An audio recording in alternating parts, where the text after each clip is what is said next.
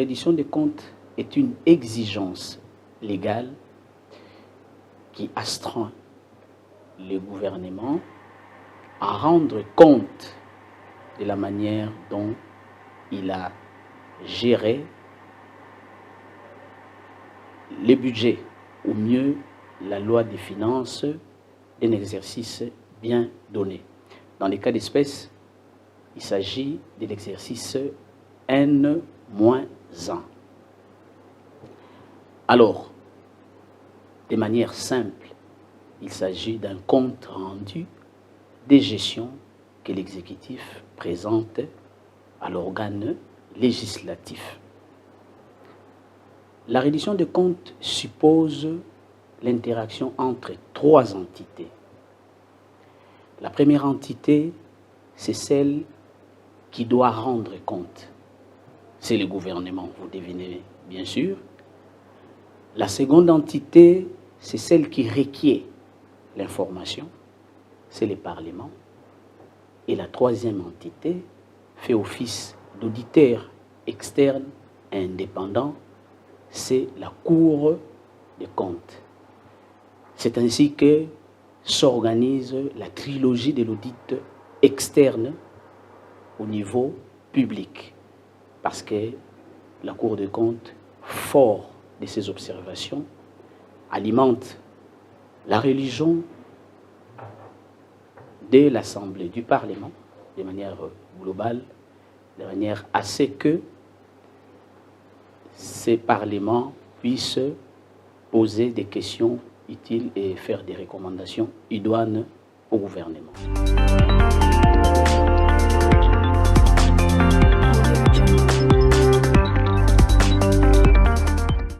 Pour cerner la portée de cette exigence, il faudra savoir une chose. Il faudra savoir que la reddition des comptes n'est pas un exercice désincarné. C'est une étape qui s'imbrique dans une démarche bien déterminée. Et cette démarche-là se nomme les processus budgétaires.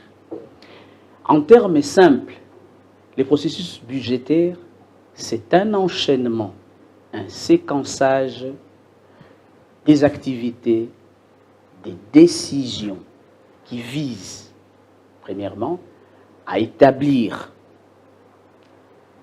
une loi des finances initiale, ou ce qu'on appelle la loi des finances de l'année, selon le droit budgétaire congolais.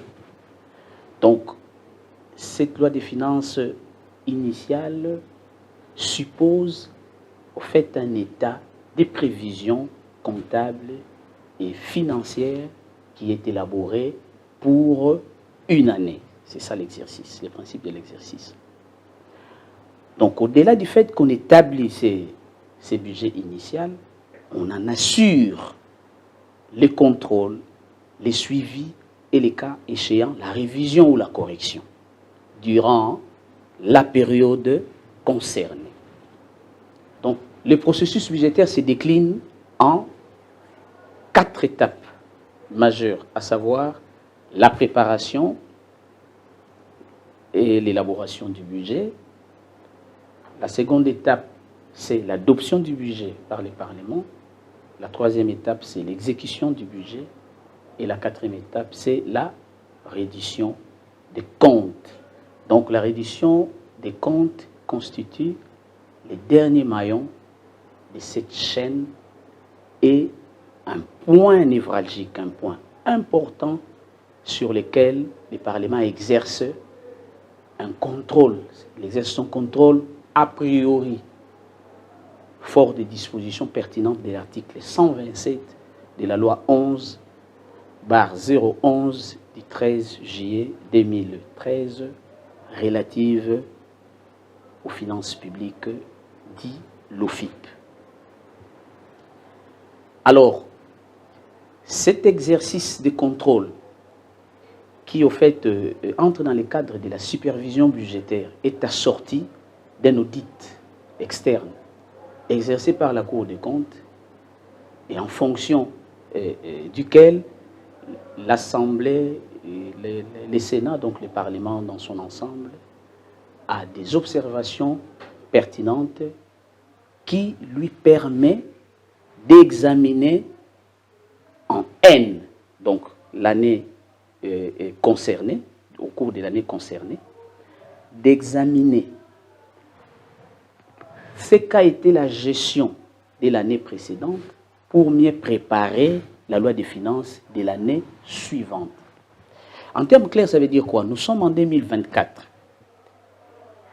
Le Parlement ne peut pas, en vertu de l'article 87 de la LOFIP, le Parlement s'interdira de voter la loi des finances de 2025, qui doit être votée en 2024, sans qu'il y ait les résultats de la gestion de 2023. Qu'est-ce que le gouvernement a fait des autorisations lui octroyées dans les cadres de l'exercice 2023. Donc voilà, il s'établit en fait une démarche itérative, une démarche cyclique qui au fait instille un grand principe que les législateurs congolais, à travers la loi relative aux finances publiques, reconnaît implicitement. C'est ce qu'on appelle l'échénage vertueux. Les éléments du budget passé permettent d'éclairer l'examen du budget à venir, examiné en N et exécuté en N plus 1. Ce principe d'échénage vertueux est très bien mis en évidence et nommé dans la loi organique relative aux lois de finances de 2001, la loi française, la constitution financière française, comme on l'appelle. Donc vous verrez que si vous lisez l'article 41 de la LOLF, les principes est nommé et les contenus est presque expliqué dans les mêmes formes. Donc l'écriture ressemble fortement avec la rédaction de l'article 87 alinéa 1 de la LOFIP.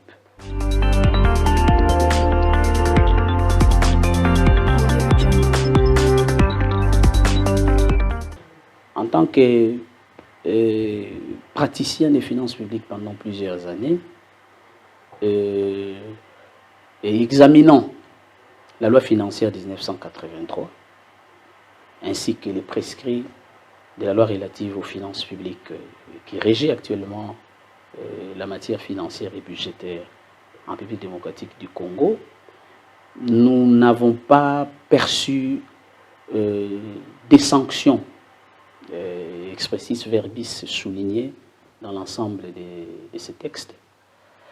Mais la seule sanction qui est envisageable et la seule sanction qui est logique à notre avis, c'est le fait que l'article 87, alinéa 2, spécifie qu'au regard des observations formulées par la Cour des comptes, l'approbation des comptes par la loi de reddition des comptes vaut quitus de la gestion du gouvernement par le Parlement dans les cadres de l'exercice concerné. Cela nous pousse à déduire ceci, que si le Parlement n'est pas convaincu, fort des observations venues de la Cour des comptes et l'examen des documents prescrits par les articles 81, 82.1 et 2 de la LOFIP, s'il n'a pas la conviction au regard de ces éléments, et si les analyses démontrent que la gestion n'a pas été orthodoxe, le Parlement peut refuser d'avaliser, d'approuver la gestion de l'exercice concerné. À ce stade, c'est la seule sanction qui puisse exister, et c'est une sanction qui n'a pas de conséquences budgétaires effectives.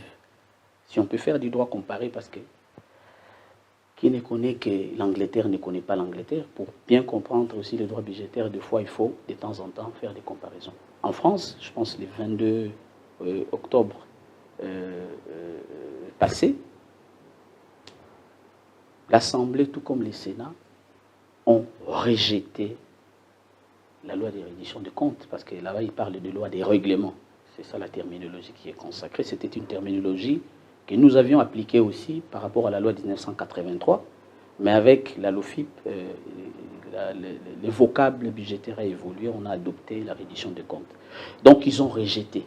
Mais il n'y a pas de conséquences budgétaires comme la loi de reddition des comptes a été examinée préalablement au projet de loi des finances. Donc, ils sont passés, mais je pense qu'ils sont passés à l'examen de la loi des finances en vue de son adoption avant le 31 décembre.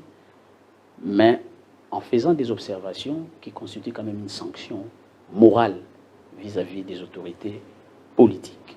Et vraiment, en général, les gouvernements.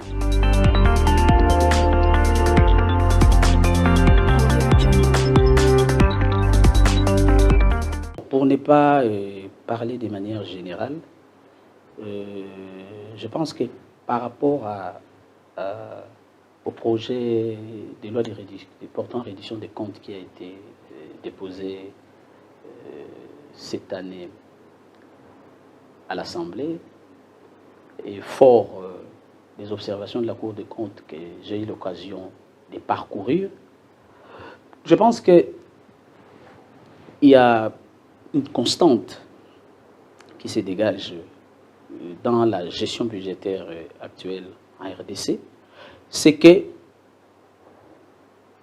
le budget manque, il y a un déficit de crédibilité du budget ou fiabilité du budget. Ce manque de crédibilité suppose que